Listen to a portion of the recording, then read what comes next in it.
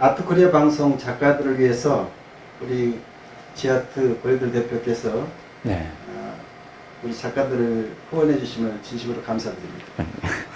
고리들 대표께서는 지아트 대표이시면서 그 외에도 여러 곳에 작가들을 위해 좋은 일을 하고 계신다는 얘기가 들리는데 네. 그 부분을 좀 설명해 주시죠. 우선 제가 매달 재료비를 대주는 작가들이 있는데 그 중에는 좀 연세가 많으신 분도 있고 또 한 친구는 우리가 작가들 보면은 아예 그림 애초에 팔릴 수 없는 그림을 그리는 사람들이 있어요. 아시다시피. 그래서 어떤 작가들은 작품 하나를 완성하는데 2년 정도가 걸리는 그런 작업을 하는 사람들도 있고, 그러니까 마치 뭐 산속에 들어가서 돛 닦는 것처럼 그냥 작업하는 것 나는 이렇게 이런 어떤 마치 선이라고 해야 되나요? 뭐 수행하는 수행자처럼 작업을 하다가 그냥 죽겠다 이런 사람들도 있는데, 이제 제가 후원하는 한 친구는 역사화를 그리는 친구인데 팔 수가 없는 그림을 그리는 거죠. 그 역사화는 박물관에 들어갈 수밖에 없는 그림이고, 박물관에서 마지막에 뭐 5년 후, 10년 후에나 사줄지 말지 그것도 확률이 불분명한. 근데 꼭 그 그림이 필요하거든요. 왜냐면 역사화라는 과거에 사진이 없기 때문에 대중들한테 이미지를 보여줘야 되고, 그래서 그런 다양성이라고 하죠. 다양성. 우리가 그림에서도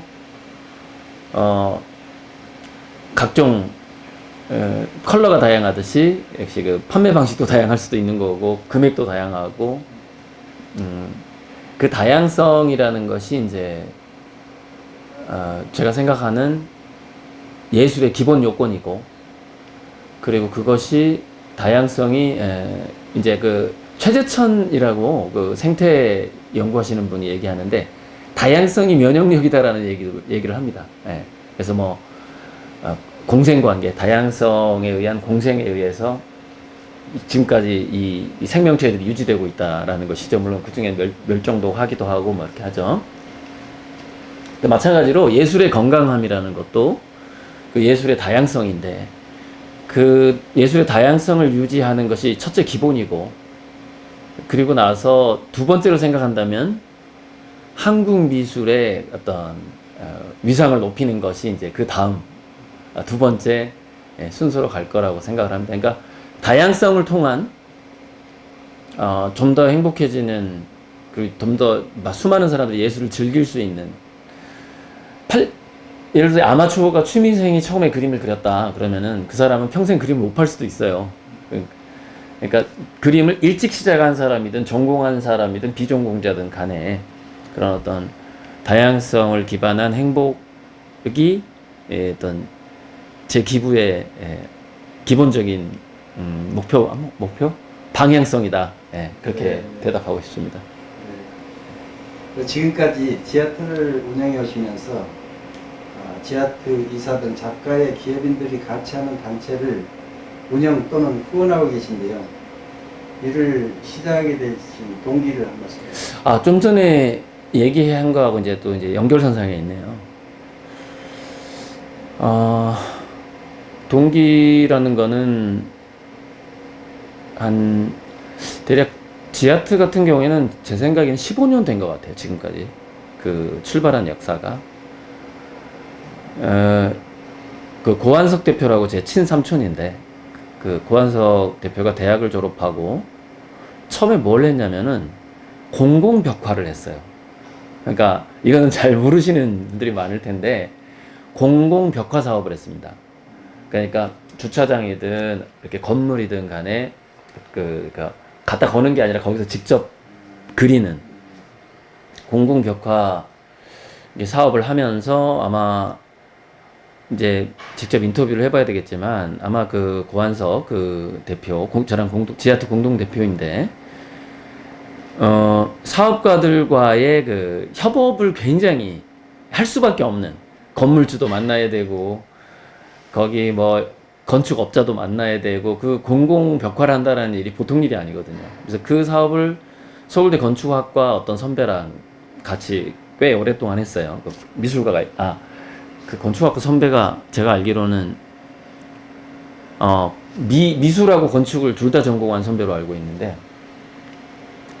그러면서 거기서부터 저는 싹튼 거라고 보는데, 그림을 그리는 화가와 그 그림을 걸어줄 건물주 또는 그 그림을 그리도록 후원할 수 있는 사업가 또는 컬렉터, 이런 다양한 미술 생태계에서 그 다양한 구성원들이 있는 어떤 단체를 만들고 싶다는 그런 생각과 그런 이야기를 저는 한 15년 전에 들었습니다. 그러니까 그 전에 이제 그 벽화 사업을 했었고, 그래서 저도 이제 거기에 동참을 하고 뭐 전시장에 이렇게 명함이나 지아트 명함이나 전단지를 뿌린 적도 있어요. 그게 한 뭐 10년 전부터 7, 8년 전까지 그쯤에 제 기억인데, 이제 이제 삼촌이 경제적인 여력이 이제 좋았다 나빠졌다 하는 거니까, 경제라는 게. 그러다 보니까 이제 제가 맡아서, 왜냐면 이게 우리가 모든 사업에 매몰 비용이라는 게 있고 밑빠진 독에 물 붓기라는 표현이 있듯이, 사실 이거 기약 없는 일이거든요. 이 예술가를 단체를 후원한다는 거는 사실 돈 벌 생각을 하면 안 돼요. 그냥 붓겠다. 나 콩나물 키운다. 우리가 콩나물 키울 때 그냥 물을 그냥 주는데 바로 빠지잖아요. 뭐가 남지 하지만 콩나물은 자라듯이 그런 마음으로 하는 게 예술가나 예술단체의 후원이라고 생각을 하는데, 저는 제 나름대로 제가 그런 어떤 사명을 타고났다. 그리고 그 꿈을 통해서 어떤 그 주변의 어떤 저의 스타일이나 또는 저의 뭐 사주팔자에 대한 해석을 통해서 보자면 그런 사명을 타고났나 보다, 그렇게 생각하고 대략 한 3년 전에 이제 지아트가 이제 사단 이렇게 그냥 단체로만 있다가 이거를 사단법인하고 주식회사로 따로 이렇게 영리법인하고 비영리법인으로 만들자라는 그런 이제 이야기가 그냥 SNS 단체였잖아요, 지아트가. 그때 한 3년 전부터 나온 것 같고, 그렇게 해서 지금 거의 한 2년 전에 제가 이제 주식회사 지아트의 대표를 맡게 됐고, 앞으로 콩나물 그 시루에 물을 붓는 일이 지금 언제까지 갈지 모르겠는데, 그 중에서 이제 우리가 그 콩나물을 이렇게 이렇게 예술가를 콩나물로 비유해서 너무 죄송한데, 우리가 스카웃이라고 하잖아요. 그러니까 발탁. 우리 수많은 한국 작가들이 저 해외 컬렉터들한테 이렇게 그림이 이렇게 픽 될 수 있는 그 상황으로 가는 걸 꿈꾸면서 계속 한번 이렇게 물을 부어보도록 할 생각입니다. 그럼 지금 유튜브 채널을 여러 개를 열고 계시고, 유튜브 방송을 통해서 미술, 교육, 영상도 올리시고 또 영상으로 작품 판매도 하셔서 그 수익금으로 지아트 등 여러 곳에 투자하고 계시는데, 미술, 교육 채널을 여신 이유와 또 열심히 노력해서 투자한 만큼의 보람을 찾고 계시나요? 그러니까 저에게 이렇게 매달 돈을 넣어주시는 분들은, 제가 이제 제 별명이 이제 화단의 BTS거든요. 유튜브를 통해서 후원자들이 이렇게 모였기 때문에, 그래서 그래서 그 BTS의 팬들을 아미라고 하는데, 저는 이제 고리들이다 보니까, 그래서 우리 팬들의 별명이 아미고예요. 그래서 저를 계속 매달 이렇게 꾸준히 후원해주시는 아미고님들 일단 너무너무 감사하고요. 제가 그 동화책에 나오는 그런 엄청난 콩나무가 꼭 콩나물에서 콩나무가 되는 그런 기적을 꼭 보여드리고 싶고, 인간은 생산적인 일이라던가 또는 지적인 일이라던가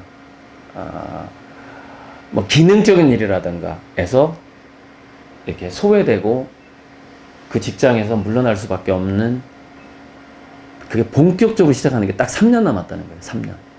그 예측에 보자면은. 그러면 우리는 비생산적이고 비효율적이고 또 비기능적이고 그다지 우리 산업 생태계라던가 이 경제 생태계에서 꼭 있을 필요가 없는 그런 데로 인간이 갈 수밖에 없다는 거 아니겠습니까? 그래서 저는 그 영역이 바로 호모 루덴스의 영역이고 순수 예술의 영역이 그 비생산적인 영역의 대표적인 어떤 공원 같은 게, 놀이공원 같은 게 될 거라고 보거든요. 그래서 미술 교육이라는 것이 유럽이나 영국에서는 제가 몇 년 전이 아니에요. 거의 한 20년 전에 영국인가? 공공미술 무슨 문화센터 같은 게 있는데, 우리가 20년 전에 홍대 앞에 미술교육하고 저기 학원가에 가면은요, 20년 전에도 120만 원이었어요, 학원비가. 미술대학 가려고 그러면은. 제가 학원 다닐 때 30년 전이잖아요. 그때 120만 원이었어요, 학원비가. 30년 전에. 근데 영국은 그게 3만 원이라는 거예요. 근데 3만 원인데 입시미술까지 가르쳐 준대요. 대학 입시까지 준비를 해준다는 겁니다. 이게 15년 전, 20년 전 영국의 이야기입니다. 물론 그 덕분에 데미안 허스트가 나왔는지 모르겠는데요. 그런 얘기를 듣고 우리나라도 빨리 이거를 시작해야 된다고 생각을 했어요. 왜냐면 이건 미술대학을 보내기 위해서가 아니라 바로 인공지능 로봇 시대가 없기 때문에 인간들이 자기가 산업 시스템 내에서의 자기가 평가를 받게 되면, 또는 지적인 거, 기억력 이런 걸로 공부 잘하는 걸로 평가를 받게 되는 시대가 끝나가고 있는데, 그럼 얼마나 수많은 사람들이 멸치계 시대에 그 자존감을 잃어버리면서 얼마나 많은 사람들이 자살을 할 것이며, 이것을 방지하고 세상의 어떤 그 아노미 상태, 이거를 극복하기 위해서라도 무료 미술 교육. 왜 미술이냐면은 좀 만만하잖아요. 무료 수학 교육 이러면 사람들이 얼마나 가겠습니까? 미술은 그냥 물감을 뿌려도 예술이에요. 뭐 이런 게 있으니까 우리가 잭슨 폴로 형님이 미리 물감을 뿌려놔가지고 사람들한테 얼마나 또 자유로운 그런 것을 맛보게 했어요. 그래서 누구나 접근할 수 있고, 기어다니는 애들도 무릎에다 물감 붙여주면 얘가 캔버스 위에 기어다니면서 그림을 그릴 수 있는 게 우리 순수 예술의 영역 아니겠습니까? 그래서 이게 정말 너무너무 필요한 것이 무료 예술 교육인데, 지금 제가 돈이 충분히 없다 보니까 몇몇 분들을 무료로 가르치면서, 제가 이제 무료 예술 교육을 시작한 건 거의 17년 전이네요. 이미 15년 넘게 저한테 무료로 그림을 배우는 사람들이 꾸준히 있어 왔는데, 그 인원수가 많이 늘어나질 않네요. 한 20명 정도 많아봐요. 좀 더 이제 제가 자리를 잡고 하면은 전국에서 한 200만 명이 무료로 미술 교육을 받을 수 있는, 그렇게 가고 싶은데, 그 미술 교육을 시작한 이유는 바로 인공지능 로봇 시대가 오고 거대한 아노미 상태, 인간이 호모 루덴스로 태어났음에도 불구하고 인간은 호모 사피엔스야, 호모 파베르야. 인간은 뭔가를 만들어야 되고 지적으로 하지 않으면 너네들은 인간이 아니야. 우리 누구예요? 학교 선배 중에 한겨레 신문 만화 그렸던 분 있잖아요. 인사아트 프라자의 작업실도 있던데 이름이 갑자기 생각이 안 나는데, 그분이 그렸던 만화 영화 중에 사람이 되어라라는 먼저 인간이 되어라라는 그 만화 영화가 있는데, 학생들이 침팬지나 이렇게 동물의 얼굴로 등장을 해요. 그래서 대학을 합격하면 사람으로 바뀌어요. 그런 거. 그러니까 공부를 안 하면 인간이 아니라는 거죠. 이제 그 풍자하는 행복은 성두순이 아니잖아요. 그 다음 버전의 어떤 만화 같은 그런 김재동 맞죠? 네, 맞습니다. 김재동이었던 것 같은데, 그 화백님이 그런 만화 영화를 만드신 적도 있었는데, 그렇게 호모 사피엔스, 호모 파베르만이 인간이라는 시대를 빨리 벗어나야 되거든요. 그래서 호모 루덴스, 뭘 하든지 자기가 몰입하고 즐기기만 하면 그것이 바로 인간이다. 이렇게 사실 우리가 패러다임, 보는 관점을 바꿔줘야 된단 말이죠. 보는 관점을 바꿔주는 데 있어서 순수 미술이라는 것이 저는 가장 효율적인 도구라고 생각해요. 하나의 우리가 사람에 대한 해석, 그 관점을 바꿔주는 것이죠. 그걸 패러다임, 스키마 여러 가지 어떤 게 있겠지만, 우리가 그냥 가장 쉬운 게 관점을 바꾸는 거네요. 그것을 위해서이고, 지금 보람을 찾고 있느냐 질문을 했는데, 이번에 지아트 페어도 그림이 많이 팔리진 않았지만 사람들이 굉장히 즐거워하는 그런 모습들 보면서 그동안 뭐 알게 모르게 한 지아트에 4억 이상을 쓴 것 같아요. 근데 굉장히 기뻤고, 또 앞으로도 미술 전공자가 아니고 우리 왜 하정열 장군처럼 군인 하다가 그림 하신 분들도 얼마든지 아트페어에서, 물론 그분은 이제는 프로예요. 한 10년 넘게 하셨더라고요. 얼마든지 아트페어 부스에서 자기 그림을 이렇게 보여줄 수 있는 그런 아트페어가 현재는 지아트페어 말고는 아마 전 세계적으로 안 돌아다녀 봤지만, 지아트페어는 그런 아트페어를 만들고 싶고, 그래서 물론 이렇게 우리가 예술의 수준이라는 것을 논할 수는 없지만, 한번 이렇게 부스를 1층부터 5층, 6층까지 쭉 봤을 때 이 사람은 그림 시작한 지 딱 일주일 된 것 같다, 뭐 그런 분의 부스도 있었습니다만은, 그런 것 자체가 굉장히 기쁘고, 저는 그 다양성을 보는 것 자체가 아까 첫 번째 질문에서 제가 말씀드렸던 다양성을 통한 어떤 우리가 유토피아 같은 것의 실현에 한 발 더 다가가고 있구나 하는 것을 이번 2022년 지아트페어에서 보면서 굉장히 큰 보람을 느꼈습니다. 네, 이상입니다. 우리 거리들 그 작가님의 작품들을 보면 그 우주에 대한 이야기가 많이 표현되고 있는데요. 네네. 우주를 작품에 표현하게 된 뭐 이유가 있었을까요?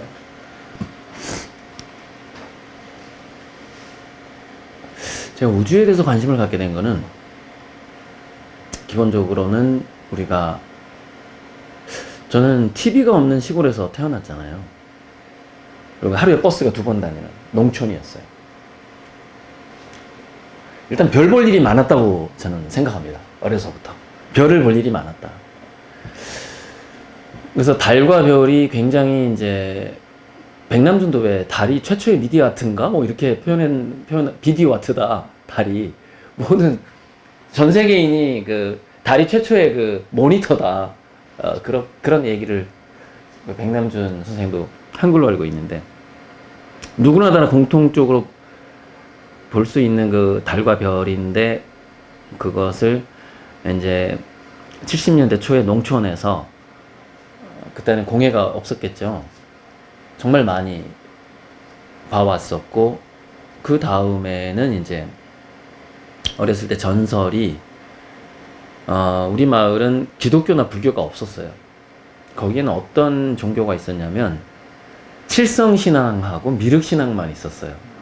제가 어렸을 때 그 마을에는 세 종류의 종교가 있었네요. 미륵신앙, 칠성신앙, 단골레, 무당, 그렇게 샤머니즘이죠. 그렇게 세 종류의 종교가 있던 마을이었죠.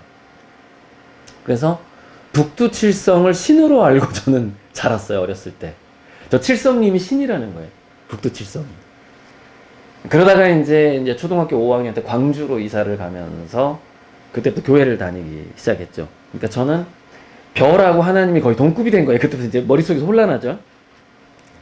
별이 신인 거예요, 그러니까.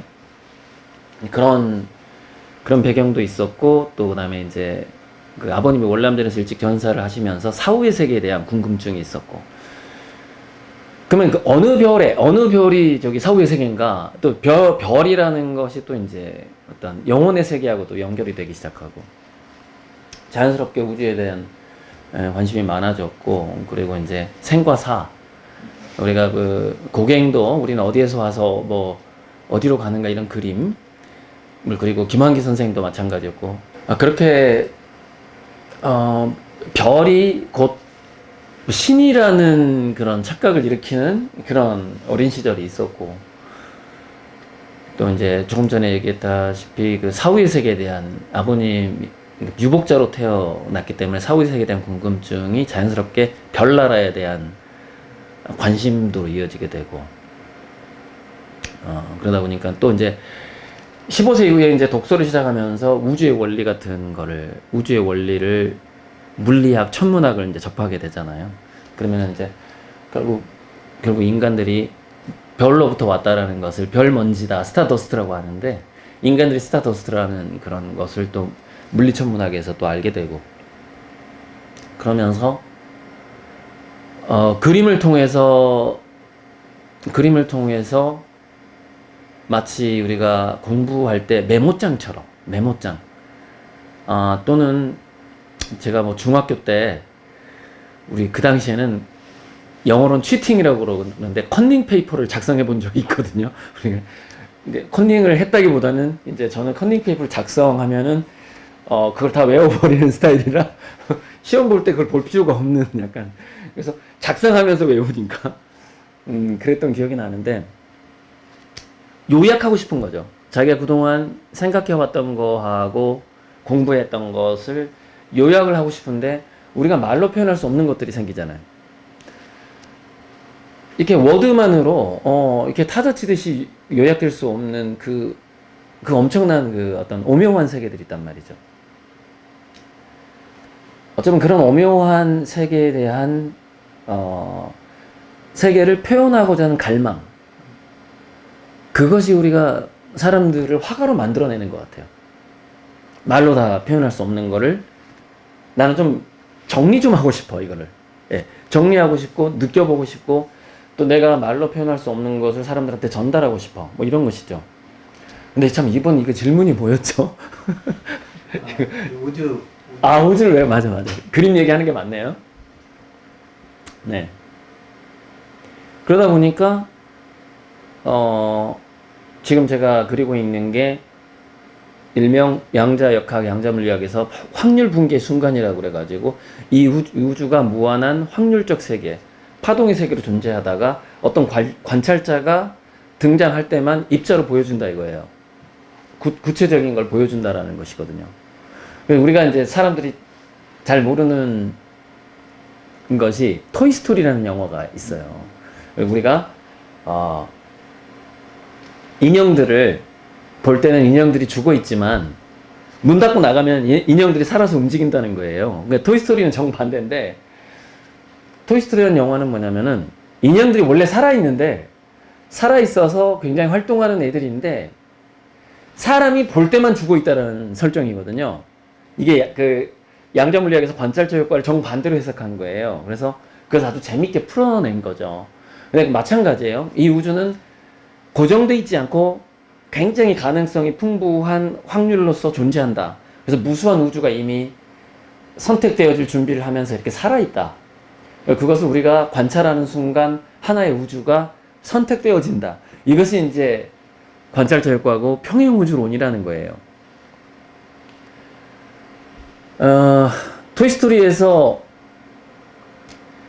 제가 지금의 그 눈동자의 전체 우주를 그리는 것이, 토이스토리에서 사람이 발견을 했을 때 그냥 죽어버린 그런 어떤 숨쉬지 않는 인형을 그리는 것이 될까 참 많이 우려를 하고 있어요. 그러니까 살아있는 우주를 그려야 되는데, 제가 그동안 생각해왔던 것을 그림에 표현해야 되는데, 그래서 뭐 미디 아트라든가 홀로그램으로 한번 그림을 만들어 볼까, 한 장면만 보여주는 게 좀 아쉬워서, 어쨌든 뭐 결론을 하자면 우주를 그리는 것은 자연스럽게 제가 그동안 살아왔던 제 경험과 제 생각의 한계, 지금까지의 제 생각에, 제 공부의 그 한계를 노출시키는 것, 그것이 현재 제 그림이다 이렇게 보고, 우리가 자기가 아는 범위를 전체를 다 표현을 하다 보니까 아무래도 가장 넓은 우주를 표현하게 됐다. 일단 이렇게 대답하고 마무리하겠습니다. 네. 네. 지금 그 세계 한류 바람과 함께 작가들에게도 미술 한류를 부추기고 있는데요. 한국의 작가들에게 현지에 대한 대처 방법에 대해서 한마디 조언을 해주신다면? 네네.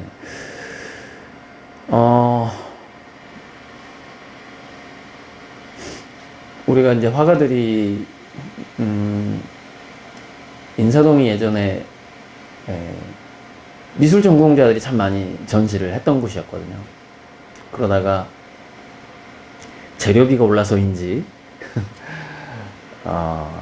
또는 인사동에 대관료가 올라서 있는지 모르겠는데 그러니까 전공 화가들의 전시보다는 이제 아마추어 취미 화가들의 전시가 인사동에서 많아지기 시작했어요. 그 부분은 아실지 모르겠는데 뭐 어떤 분들이 인사동에서 전시를 자주 하게 됐냐면 재력이 그러니까 그래서 뭐 아내가 의사든 남편이 의사든 의사 직업을 가진 분의 그 배우자 화가 또는 공무원의 배우자 화가 이런 식으로 대관료하고 재료비를 충분히 댈 수 있는 사람들의 전시가 많아지기 시작했거든요.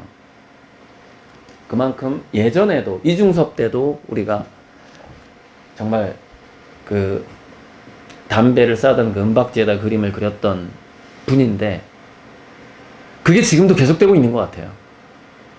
물론 먹고 사는 형편은 좋아졌는데 또 그만큼 대관료, 재료비 이런 것들이 오르고 진입장벽이 참 여전한 것 같고 그래서 길거리 화가들의 어떤 인터뷰를 보면은 부도하고 물감이 너무 비싸서 내 화가의 꿈을 접었다. 또는 아까 제가 미술학원, 무료 미술교육 얘기했다시피 미술교육비가 너무 비싸서 내가 부모님한테 내가 미대 가고 싶다는 얘기를 차마 못하고 세무대학을 갔다. 뭐 이런 식으로 그런 사람들 참 많았던 시대였는데 여전히 우리가 화가라는 직업을 유지하기가 자기 스스로 내가 화가라고 이야기하기가 상당히 고통스러운 시대다. 네, 그렇게 보고 있는데 하지만 화가 전성시대가 온다. 제가 아까 인공지능 로봇 시대는 화가들의 전성시대가 될 거라고 저는 보고 있거든요.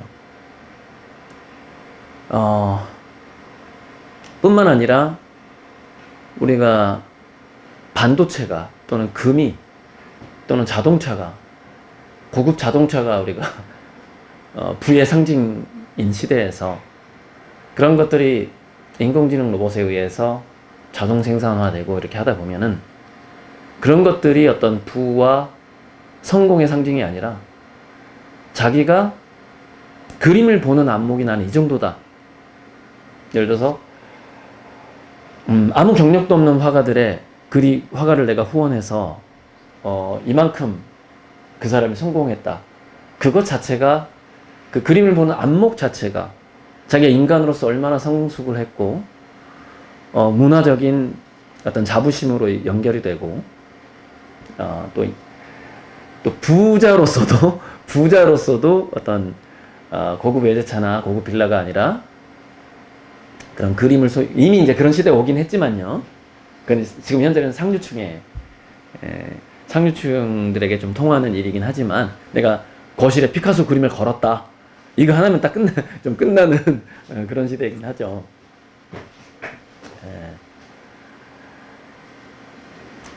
그런 시대가 지금 이제 MZ 세대들도 그다음에 우리나라가 이제는 뭐 중산층 서민들도 키아프나 프리즈에 가는 줄 서서 그림을 보는 그런 시대가 이미 왔고요.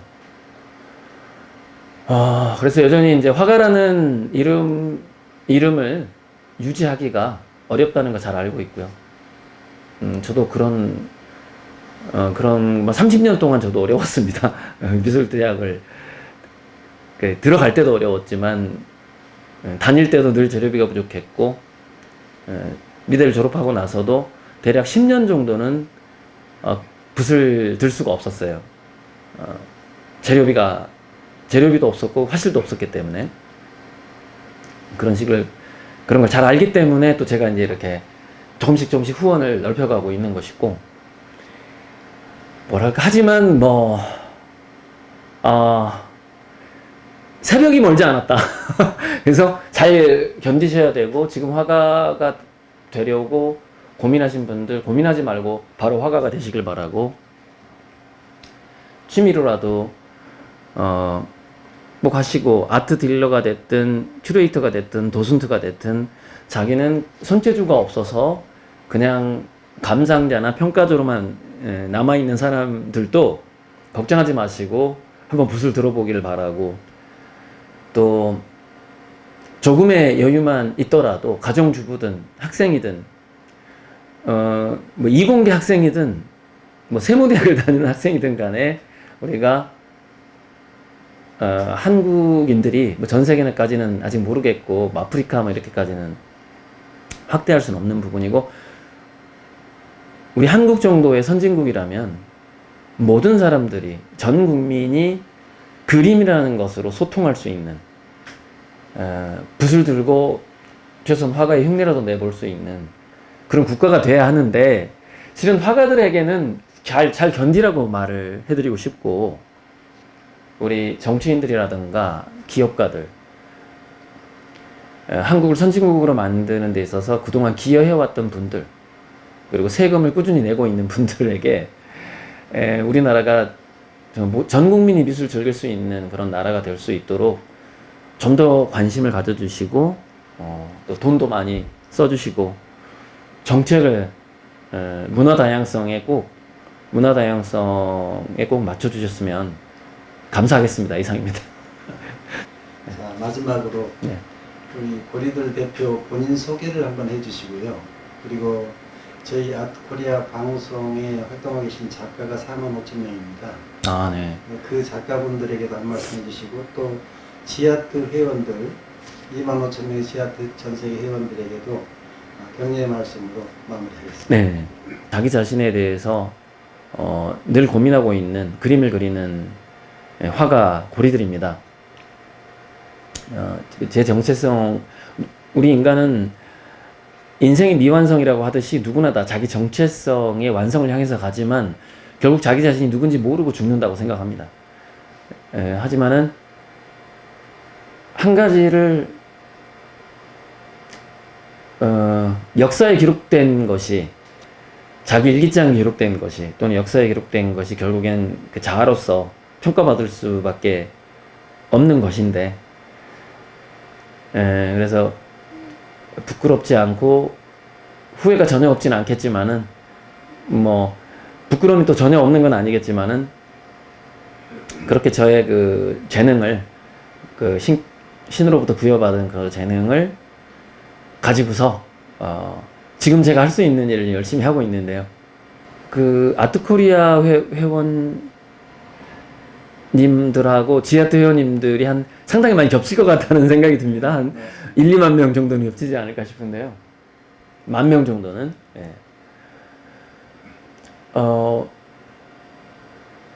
관찰자 효과라는 게 있는데, 우리가 서로서로 관계가 있고 서로서로 자기가 존재하면서 상대방의 관심을 가져주기 때문에 우리가 존재한다라는 것이 관찰자 효과라는 겁니다. 함께 계셔 주셔서 너무 감사하고,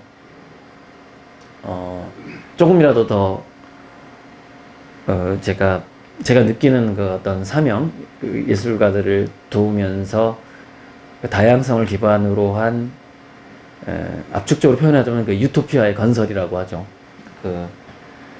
제가 이제 항상 늘 인터뷰하면서 선본홍제, 선물을 바탕으로 한 홍일잼을, 만물을 이롭게 하는 그 선본홍제 정신으로 그림을 그리는 화가다라고 저를 표현을 하는데, 우리 회원님들 서로서로 타인에게 선물을 줄 수 있는 그런 마음 자세로 함께 활동을 했으면 좋겠습니다.